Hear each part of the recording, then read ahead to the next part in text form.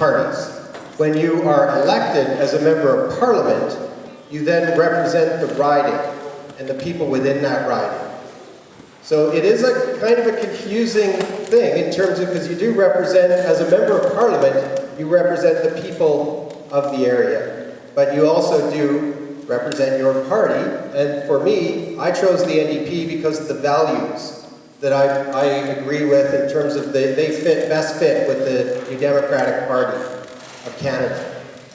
In terms of electoral reform and better representation, the NDP wants to see proportional representation come in. So we are committed to seeing electoral reform to better reflect the changes that are happening in the demographics around the country. So we do want to evolve. If you elect the NDP, we will look at electoral reform and bring in something like proportional representation, which will be a better representation of all the different voting and political stripes that are represented in this country. However, I am the member of the NDP, and I'm proud to serve and represent the values that the NDP stands for.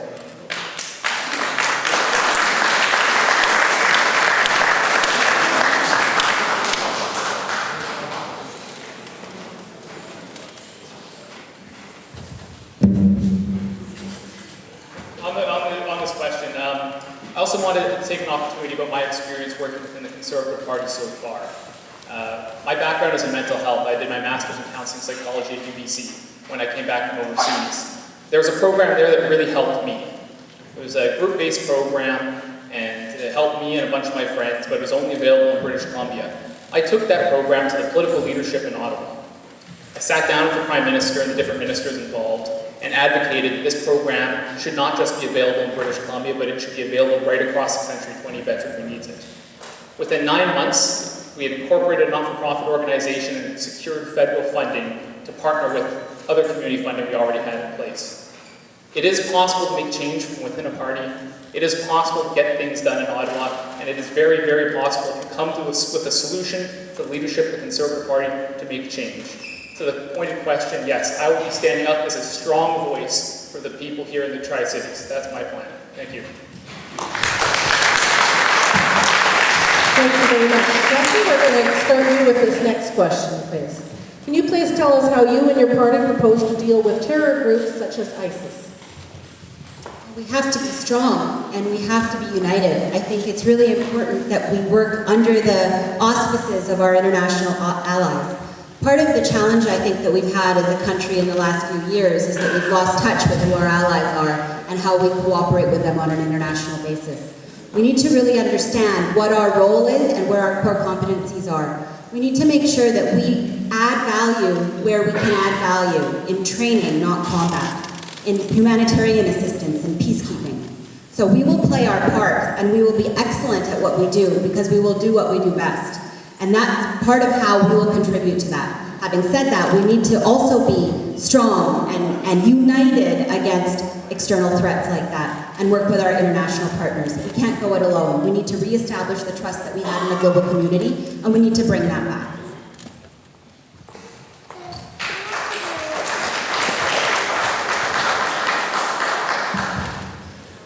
So, as you probably can hear from my accent, I'm originally from Germany, and so I look at ISIS with two hearts, there are my thoughts about it. I do agree we need to work with our partners. ISIS is a result of the many interactions that went wrong, especially in that region. So when I look at this, we now deal with mass migration. We have to address that, while also going into combat with ISIS, and not just on the ground and by air, but also, ironically, via social media. So propaganda is a big thing, education is a big thing. And so all actually needs to work together. And we cannot just do this with our partners in the Western Alliance, but we also have to bring in, of course, our partners in the Arab world. Very, very important. And we need to make sure that at the same time conflict situations still exist in Afghanistan and elsewhere, which still feed into the whole problem in that region, are also going to be addressed. It's a huge challenge. And unfortunately, I see that the UN is struggling to actually address that. So Canada will have to throw in its weight, and I hope we'll be able to do so. I think this is obviously a global problem. We are now fighting ISIL. Years ago, we were fighting Al-Qaeda. So through our efforts as a Western coalition of bombing in the Middle East, we've now produced an even more right-wing, extreme, radical organization.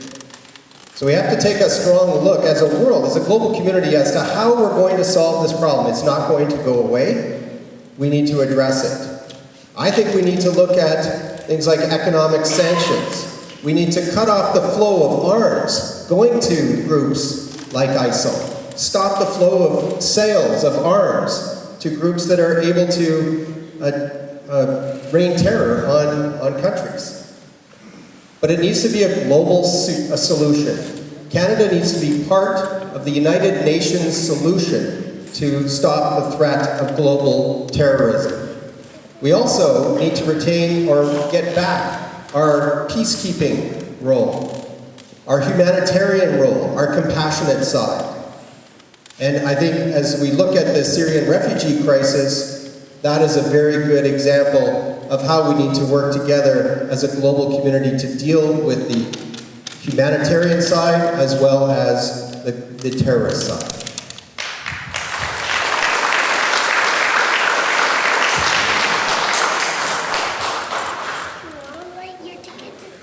Again, something that, an issue, ISIS, terrorism, is something I know all too well. I'm just going to tell a story because I think it's really appropriate, and it's an important story for people to know beyond politics because it really is about Canada. When we landed in Kandahar, we were facing some of the most fiercest attacks from one village called Panjwai. The options were the Americans had held Kandahar city. This was now the heartland of the Taliban. We saw the attacks coming day after day because of one reason. The Taliban had blown up a hydroelectric dam near Kandahar.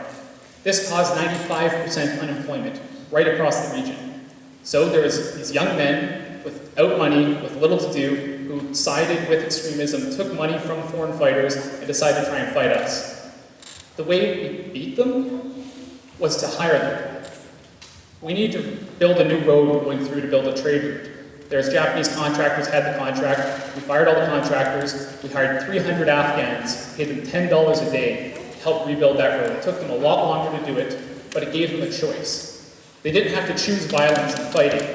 They could choose what most people do choose, to feed their family, to make money, and to put down their arms.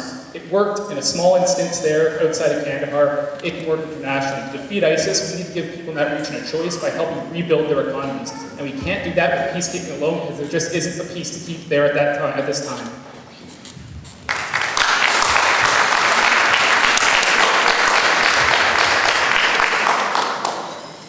We say Canada needs an anti-war government that withdraws the country from NATO, NORAD, and any other U.S. military alliance.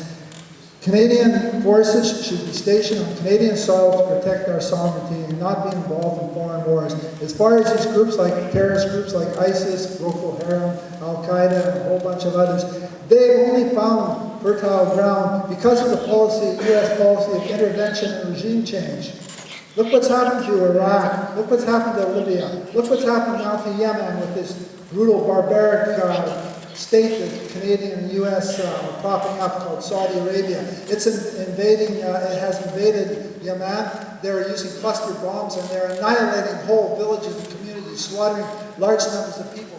This is a problem because of intervention in other countries. There should be a policy which is binding on all nations of non-interference in the internal affairs of other countries.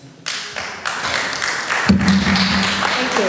Can I just remind you all to speak over top of the mic like a nice cream cone? No, just sit all the way up here because you can't hear anything that we're saying. Marcus, we're going to start with you next. There have been many election spending promises. How will your party pay for them?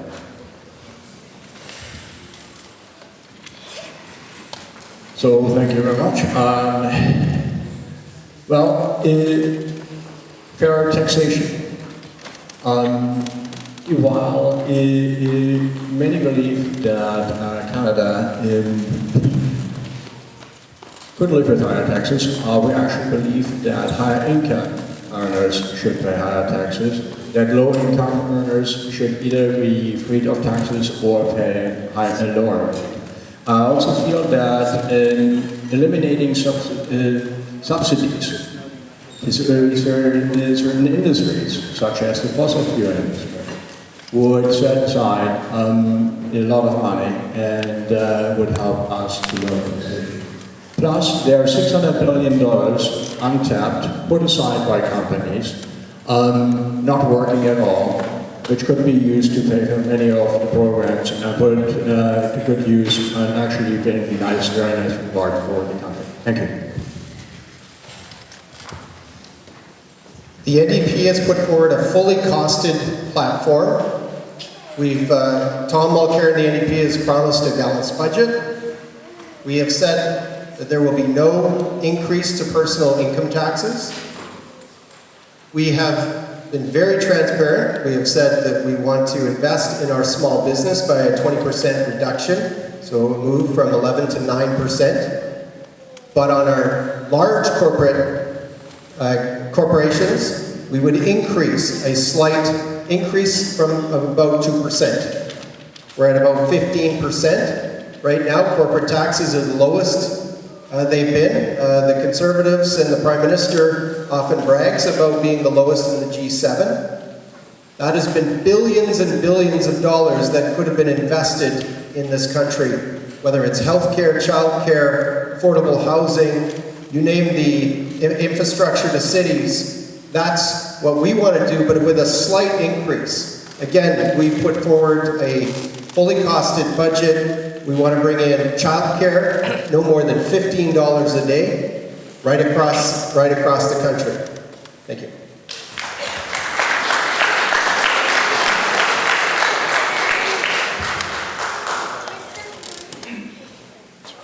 The Conservatives have the most unique, or the only position to actually grow the economy to pay for all the spending promises.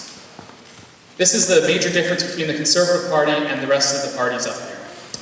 The plan has been proven. In the last election, the Conservatives made